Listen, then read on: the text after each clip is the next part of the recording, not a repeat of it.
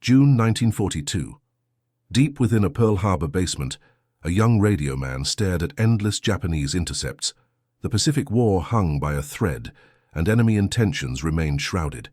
But his seemingly outlandish theory, dismissed by many as nuts, was about to unlock a secret weapon, transforming raw data into automatic intelligence and changing the course of naval history forever. To understand how it happened, we must go back to the dark days following December 7, 1941. The surprise attack on Pearl Harbor had crippled the U.S. Pacific Fleet, plunging America into a war it was ill-prepared to fight. Across the vast expanse of the Pacific, the Imperial Japanese Navy seemed invincible, sweeping through Southeast Asia and threatening Australia. Their rapid expansion was fueled by superior naval power and, crucially, by secure communications. Japanese codes, particularly the primary operational code known as JN-25, were complex and constantly evolving, a seemingly unbreakable fortress of encrypted messages. For the Allied forces, breaking these codes was not merely an advantage, it was an existential necessity.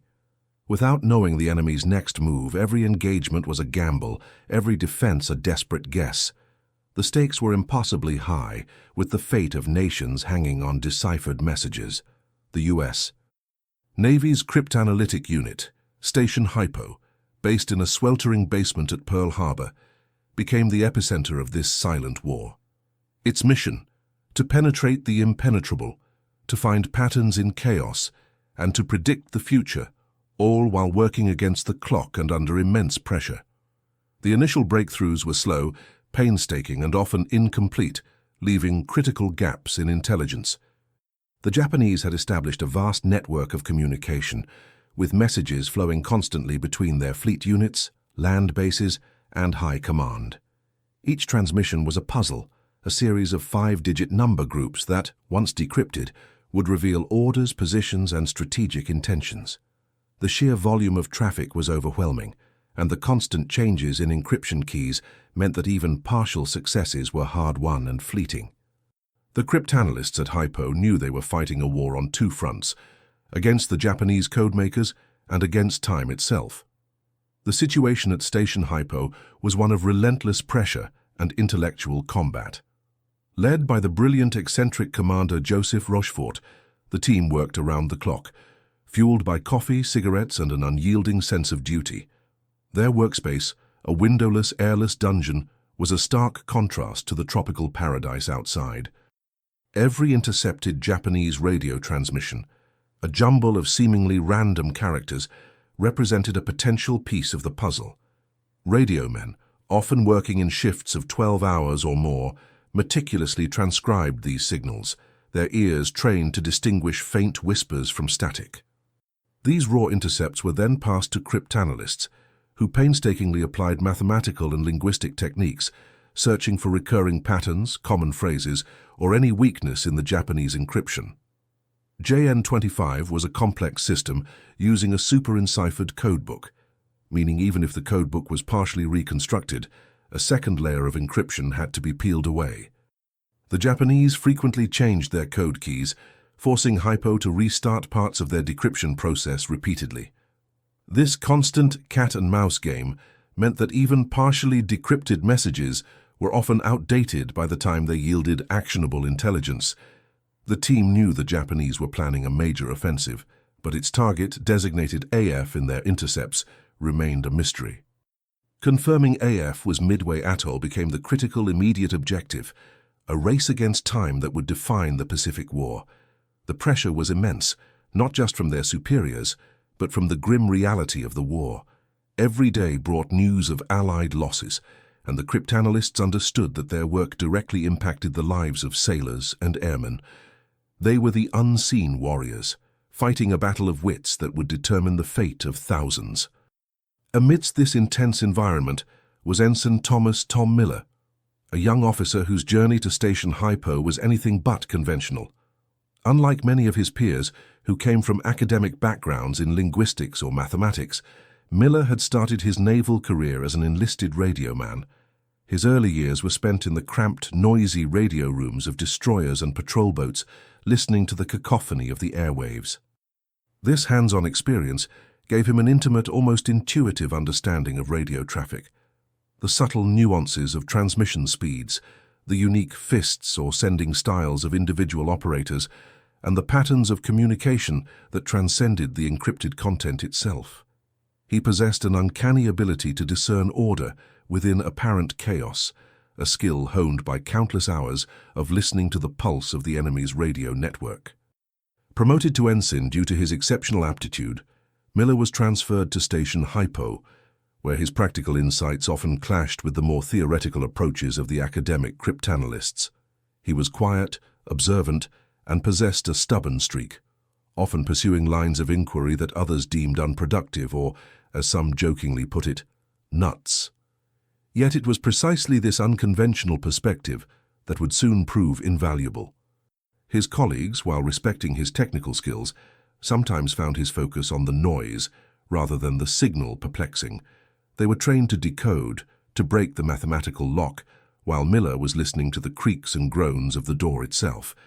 Thomas Miller's journey into the clandestine world of signals intelligence began not in a university lecture hall, but in the gritty, practical realm of naval communications. Born in a small town in rural Kansas, far from any ocean, his fascination with radio began early. As a teenager, he built his own crystal sets and shortwave radios, spending countless nights tuning into distant signals, captivated by the voices and Morse code whispers from across the globe. This self-taught passion led him to enlist in the Navy immediately after high school, eager to apply his skills. He quickly excelled in Radioman training, his natural aptitude for electronics and signal reception setting him apart. His instructors noted his exceptional ear for distinguishing faint signals amidst heavy static and his meticulous attention to detail when transcribing messages.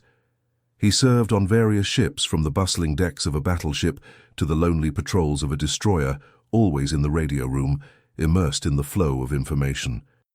This constant exposure to raw, unfiltered radio traffic gave him a unique perspective. He wasn't just copying code. He was listening to the rhythm of the enemy's operations, observing their habits, their mistakes, and their subtle tells. He learned to identify specific Japanese operators by their unique sending styles known as fists, even when their messages were encrypted. He noticed patterns in the frequency of transmissions, the times of day certain units communicated, and the subtle shifts in their radio discipline, often correlating these with known Japanese fleet movements. This deep immersion in the practicalities of radio communication provided him with an unparalleled understanding of the medium itself, a knowledge that went far beyond mere theory. He understood the limitations of equipment, the vagaries of atmospheric conditions, and the human element behind every transmission. This holistic view of radio traffic would become his greatest asset. Before his assignment to Station HYPO, Miller's experiences were primarily operational.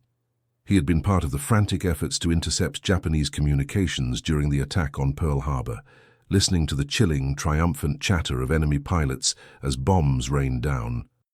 He felt the helplessness of knowing the enemy's presence, but not their precise intent, a frustration that fueled his determination. Later, during patrols in the early months of the war, he witnessed firsthand the devastating effectiveness of Japanese naval power.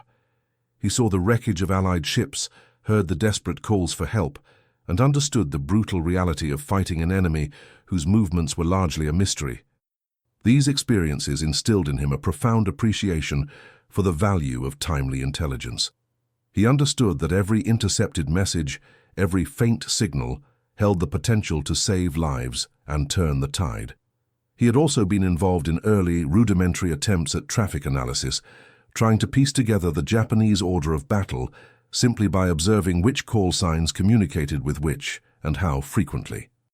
These early efforts were often dismissed as secondary to the complex work of cryptanalysis, but Miller saw them as complementary, a way to gain insights even when the code itself remained unbroken. He developed a keen eye for anomalies, for the unexpected silence or sudden burst of activity that could signal a major shift in enemy operations. His mind was a vast database of Japanese radio habits, a mental map of their communication networks, built from years of direct, hands-on experience. He had a unique ability to connect seemingly disparate pieces of information, to see the larger picture emerging from the smallest details. This practical, intuitive understanding of radio traffic would prove to be a crucial counterpoint to the more academic approach of his colleagues at HYPO. Now at Station HYPO, Miller found himself surrounded by some of the brightest minds in cryptology, yet he often felt a disconnect.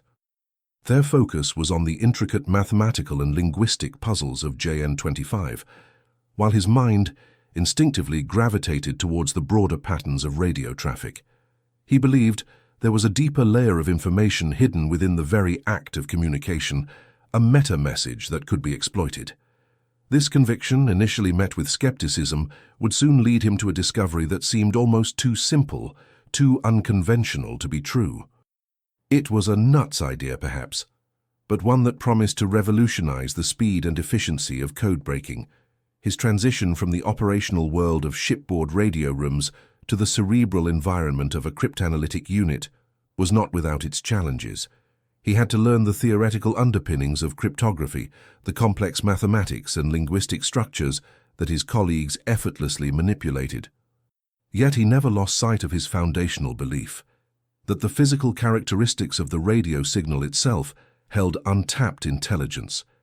He spent hours poring over raw intercepts, not just looking at the numbers, but listening to the recordings, trying to identify any recurring sonic patterns. He was searching for something beyond the code, a signature that the Japanese, in their meticulous efforts to secure their messages, might have inadvertently overlooked. This relentless pursuit of an unconventional truth, often conducted in isolation, set the stage for his pivotal discovery.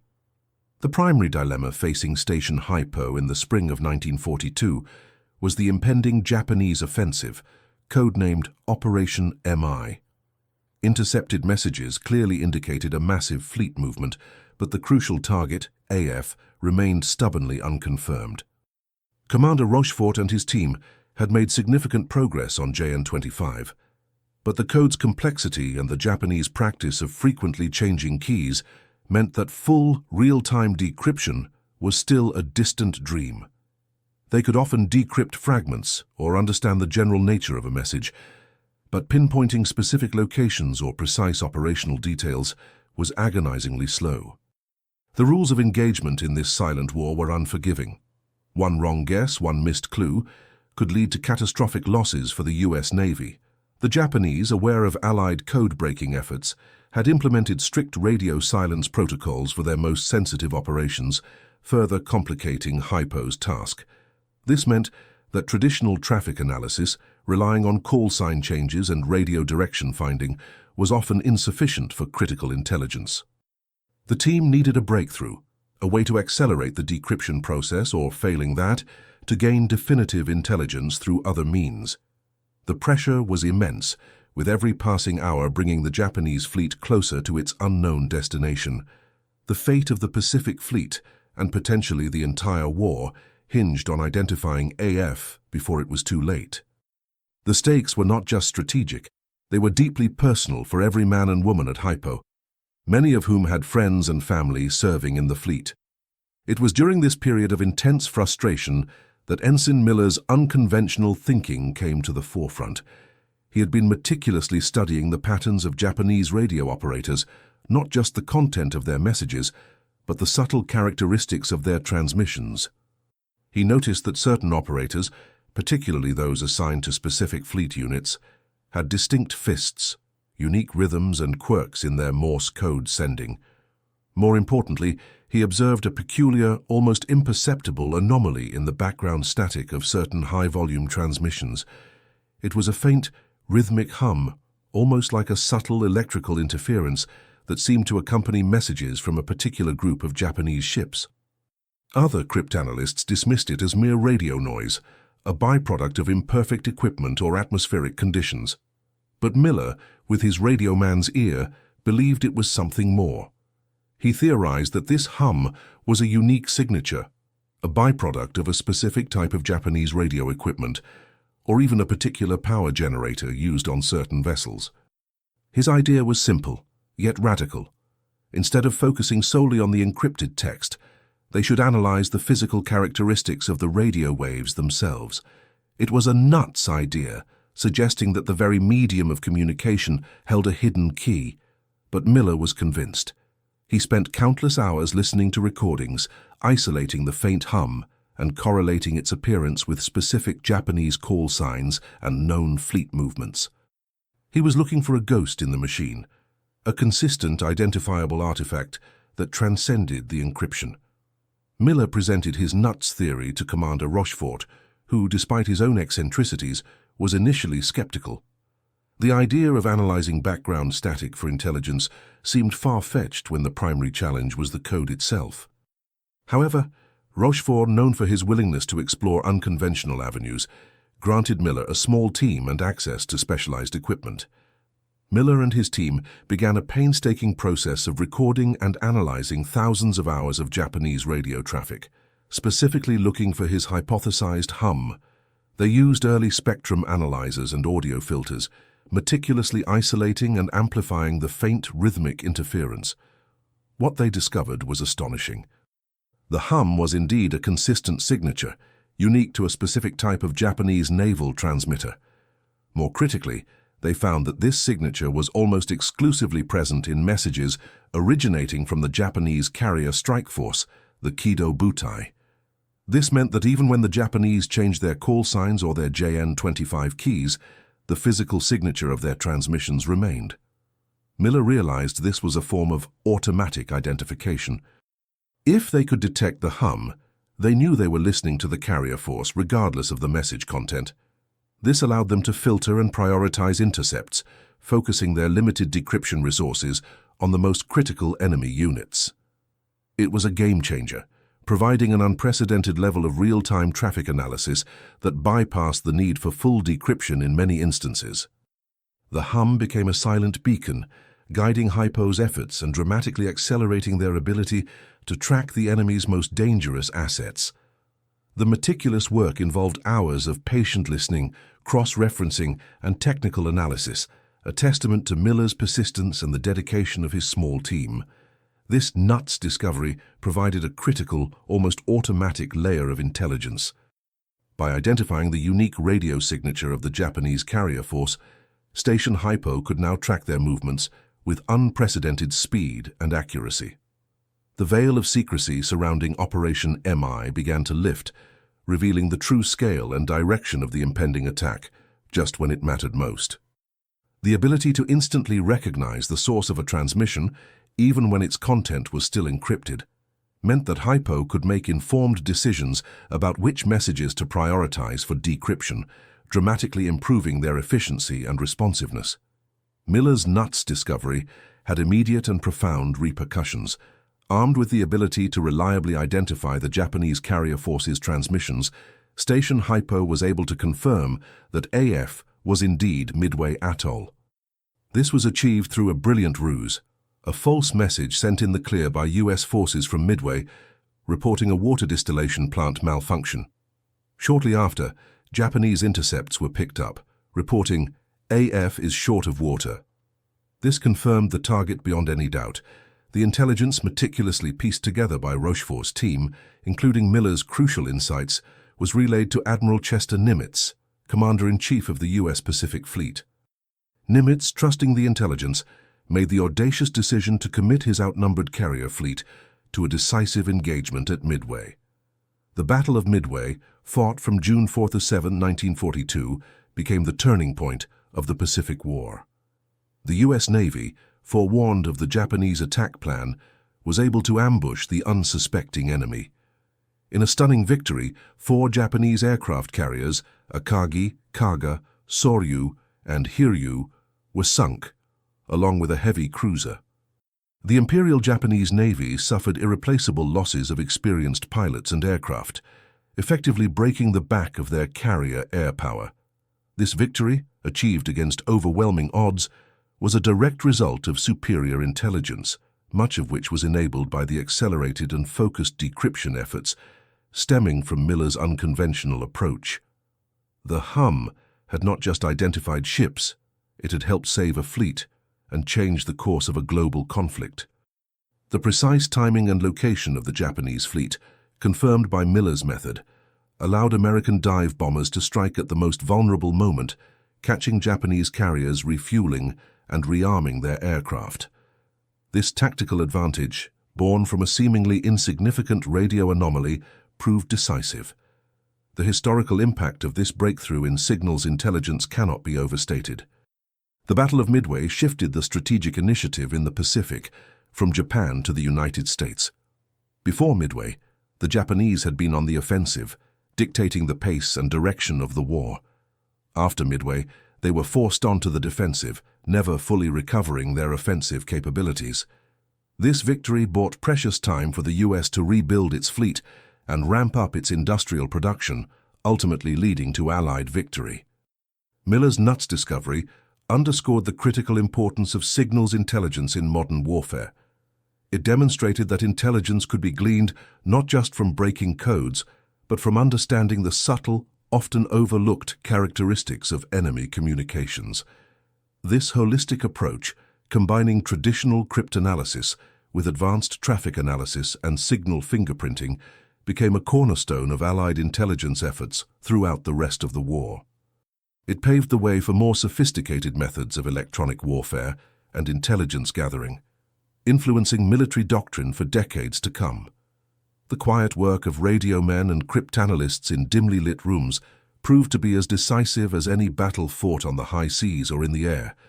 Their intellectual courage, exemplified by Miller's willingness to pursue an unconventional theory, saved countless lives and shortened the war. The ability to read the enemy's intentions through their radio emissions, even without fully understanding the content, provided an invaluable layer of foresight.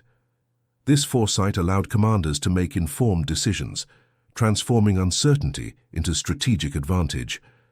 After the war, Ensign Thomas Miller, like many unsung heroes of signals intelligence, largely faded from public view. The highly classified nature of his work meant that his contributions could not be openly celebrated.